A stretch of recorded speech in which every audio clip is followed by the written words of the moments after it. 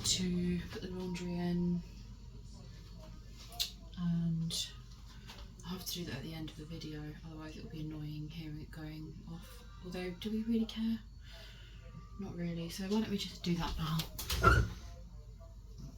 Because it's not been washed. So we'll get one of these containers, and then we will just get this Almat Coconut Crush Laundry Liquid from Aldi and pour it in here. Put it directly in the drum, and then firmly close the door, and then pour it into the drawers as well, because we want these clothes to be actually washed well, but not too much. And then we shall get the fabric conditioner. Here it is, our lovely trusty fabric conditioner. We're not pouring it in here, we're pouring it in the drawers, and we click on, and again, okay, no, we wait, and then we click start. Start.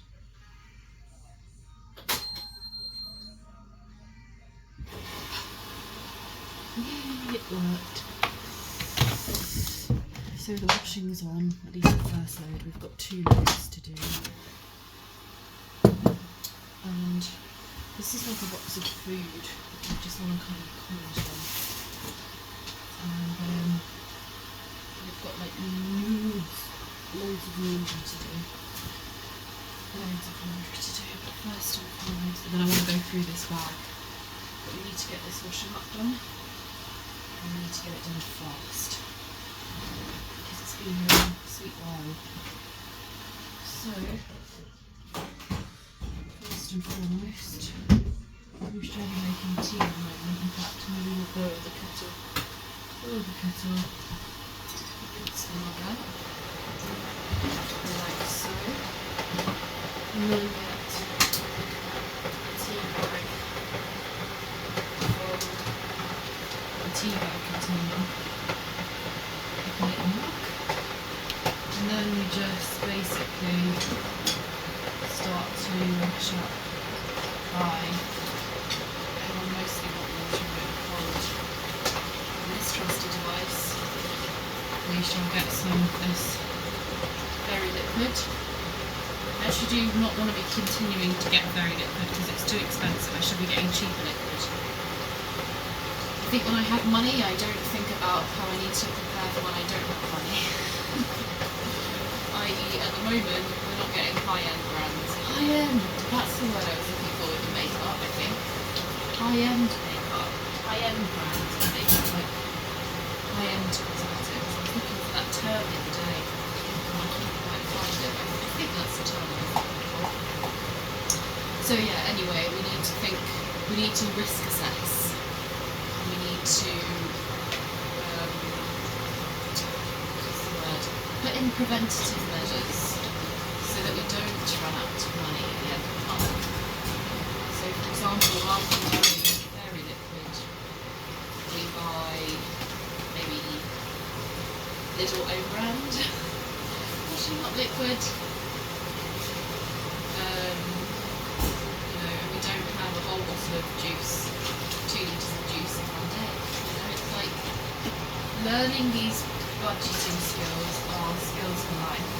And to be honest, no matter how much money you have, you should still know how to budget, because you never know when there's going to be a hurricane or a natural disaster and your money's all going to be stolen from you, and you're going to have to just, be very resourceful and live on the breadline. Well, apparently we're all only 3 paychecks away from homelessness. So it definitely pays to learn saving and budgeting skills, and especially if you're running a business, the whole point is to make a profit. You want to try and keep your expenditures down, you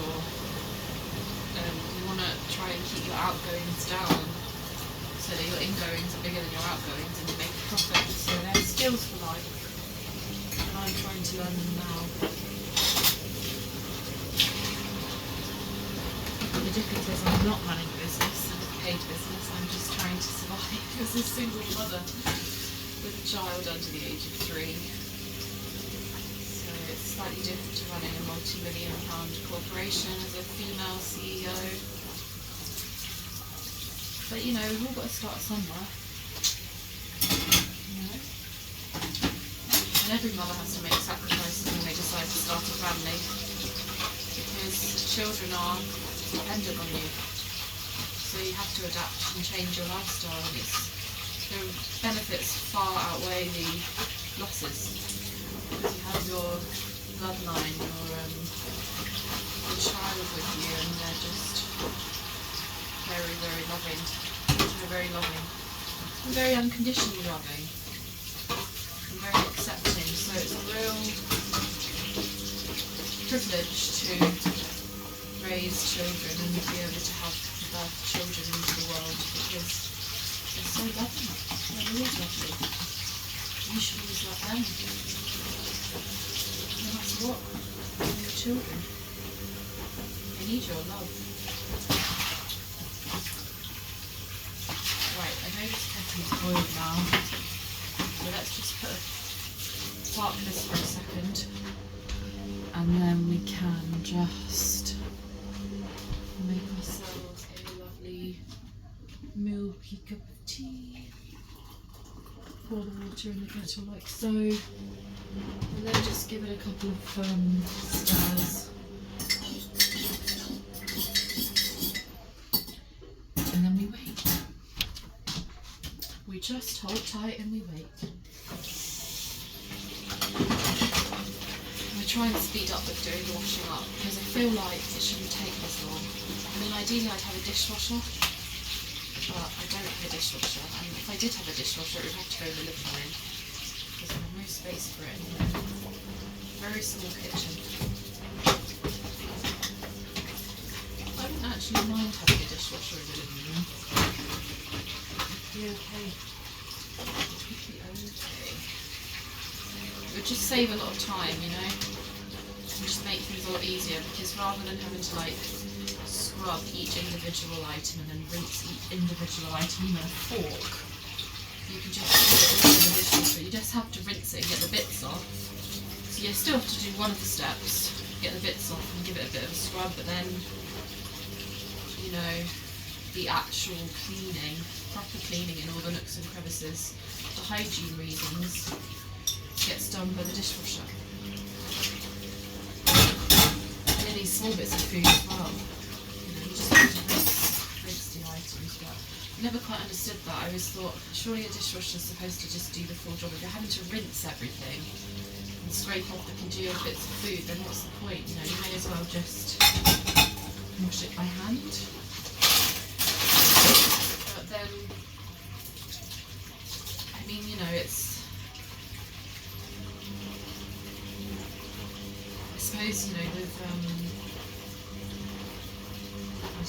don't know, I've never really understood it that well. But it must be beneficial, because otherwise people wouldn't spend hundreds on dishwashers. But for example, with this spatula right now, there's a bit of food that's stuck on the spatula. I think to myself, well, I'd have rinsed it and I'd have put it in the dishwasher. But then that blocks the dishwasher up. You're not supposed to do that. You're supposed to get all the food off of the items first. So it's just a bit of a funny one, really. But there is a difference, of course, between rinsing and washing. I guess it could do the soap bit for you. You know, you wouldn't have to clean any items with soap. All you would have to worry about doing is getting off the food and rinsing them, but not actually putting the soap on the sponge. And like, you wouldn't have to worry about going in, you know, when you've got like cutlery, or like that spatula for example, you've got to like get into the crevices. I suppose when you've got a dishwasher, the high velocity of the water does all that, you know, for you. Like these knives, they've got the bits right at the end here, and you have to really get in there. But with the dishwasher, it does all that for you. So yeah, I do think it saves time, but like anything else, it's not going to do all the hard graft for you. It's an assistance. unlike a tumble dryer, which literally just dries it all for you completely. You know, you still have to empty the drawer of a tumble dryer, but a tumble dryer will do the job for you. A dishwasher won't do the job for you, but it will help you with that. And in a way, it's quite empowering having a dishwasher, because it will help you, it will make things easier for you.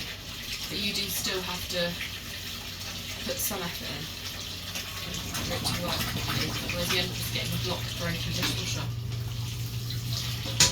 I think that's a good metaphor for life, really. I should really have other washing up gloves on right now. I have got them on that board behind me, washing up gloves. And there's so many things I keep remembering that I need to buy, which I need to start writing down because otherwise I forget. There's no more space on this drawing mat. I need more space. I mean, goodness me, if I was like having to use this flat to look after like 5 children, as some mums do, I mean, how do they manage? How do you manage? Without, I mean, you'd have to be a stay-at-home mum, because unless you had enough money for nannies and a whole team of housekeepers and family PAs and personal family chefs, personal cleaners, ladies' maids, personal stylists, nannies, house managers, chauffeurs. Unless you had a whole team of household staff, many families in the UK do have. It is a lot of work, like, I mean, it really is. I'm just mean, it's very difficult to keep this flat going. So, but you have to, because otherwise there's like, you just have to. You just have to keep it clean and keep doing the washing and the disinfecting and everything like that. It's so important. And I'm sure you can all relate. But like, because I'm used to having flat shares, like I lived with 3 men at the end of my pregnancy, and they were noisy. There was a huge hole in the wall outside my bedroom and the doors kept slamming. I don't think it was necessarily deliberate, but the door next to my door kept slamming. But one thing they were really good at is they did clean the living room for me. And my flatmates in Whitechapel, I lived with 5 boys there for 10 months, and they also did a lot of the cleaning. I mean, I tripped in with buying like cleaning products, but they were really good at, you know, house managing, helping me to do that. And now, you know, I don't have any flatmates to help me with cleaning, so I have to do it all myself. And I'm like 40 kilograms heavier, so it's like a lot. I think I had different priorities back then, like working in corporate world and like looking after my family, as opposed to my parents, my brother, managing that home, like cooking them meals and stuff. I mean, I did all my own laundry and stuff, but I was more focused on looking glam and going out and living my 20s in the city of London rather than like managing my home. Like in retrospect, I do wish I'd have done a bit more, but you know, it's like when you're in a shared accommodation or a marriage, you know, you're sharing your home with other men or other women, you do share the responsibilities, and there are couples where the man does none of the housework, or the woman does none of the housework at all, or the man does all the cooking and the woman does all the cooking. So you just have to do what works for you, and obviously, you know, that did work for us, because for the duration of time that we lived together, which was, you know, months, I mean, years, I've lived with people for years before, or a year, you know, it worked for us. So you just have to like negotiate your terms and come to an agreement.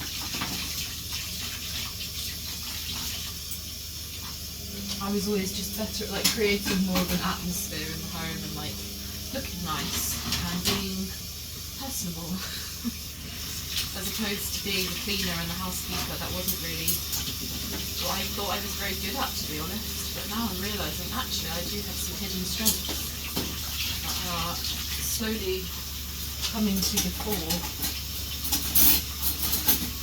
I think that any new parent changes, like literally any new parent has to be more of a cleaner and has to be more of a cook, because you're looking after a newborn baby. There's no room for error, there's no room for having an unhygienic home or having lack of food hygiene or malnutrition or clutter when you're looking after a newborn baby. So every single first time new parent will end up being more of a housekeeper. Unless they have, as I said, unless they have a team of people. It's just the way it is when you're looking after a dependent or a child or a baby. You've got to get your hands dirty and really keep the standards up, because you've got a growing human that it's solely dependent on you. So it's not about how clean you need your home to be, it's about how clean your baby or your child needs their home to be. And the answer to that question is they need it to be spotless. Absolutely spotless. And there's no room for error when you have a newborn baby.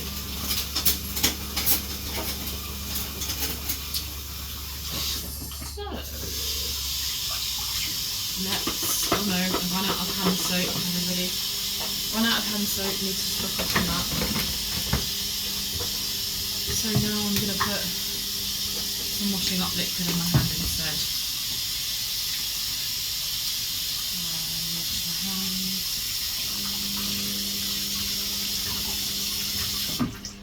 And then dry them. Okay, first step done. Second step, we need to make this tea.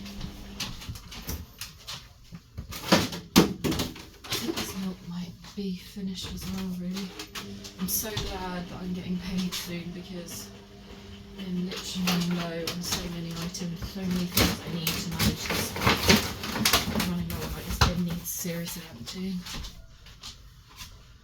But it's okay because I'm getting paid soon.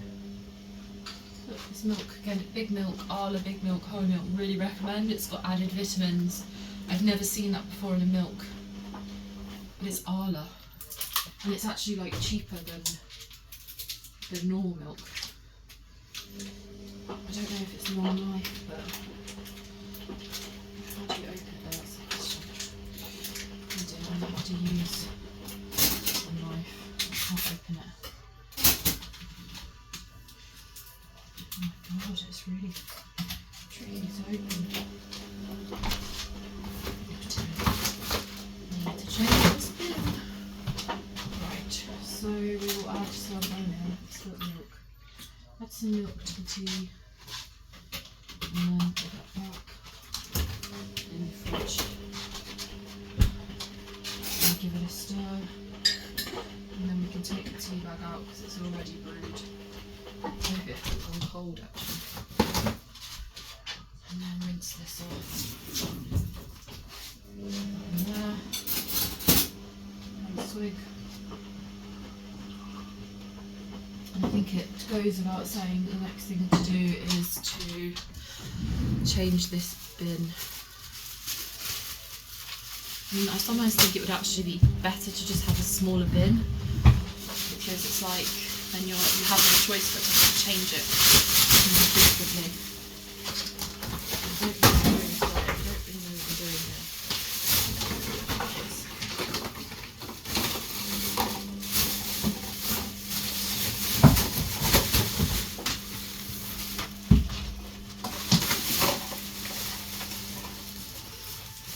So we get that.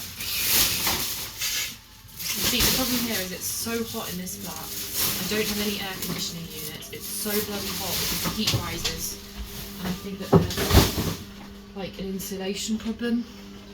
So I really need to get it looked at, because I think the heat is just like causing a lot of problems in all aspects of the world. Having a flat that's too hot is not good for your health, or really for anything. So I need to get a specialist around to look at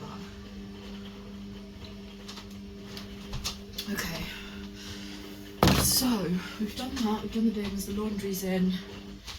Now what I want to do is, I think, put this stuff away. I don't really even know what's in here. I've got 2 Simply Cook boxes, which are like different recipes in here. One shot, I can show you the other one. So it's got different flavour pots: stroganoff, garlic and rosemary, garlic paste, tikka spice. So I think each of these is like stock cubes, maybe herbs that you. So you pick a recipe. All you need is half an hour and a few fresh ingredients. You get your ingredients, so you go to the app, you buy get the shopping list, and then in less than half an hour you do Simply Cook. There's 140 plus recipes, and I need to use these, but I did cancel the subscription. But I've got 8 meals in there. I just need to go shopping and get them all, but I think I'm going to put them in here for now. And then we'll fish them out when we next have the inclination to. I've got my Hungry Student cookbook, and then here is a tomato peeler and some scissors. Oh, and our freezer bags, that's useful.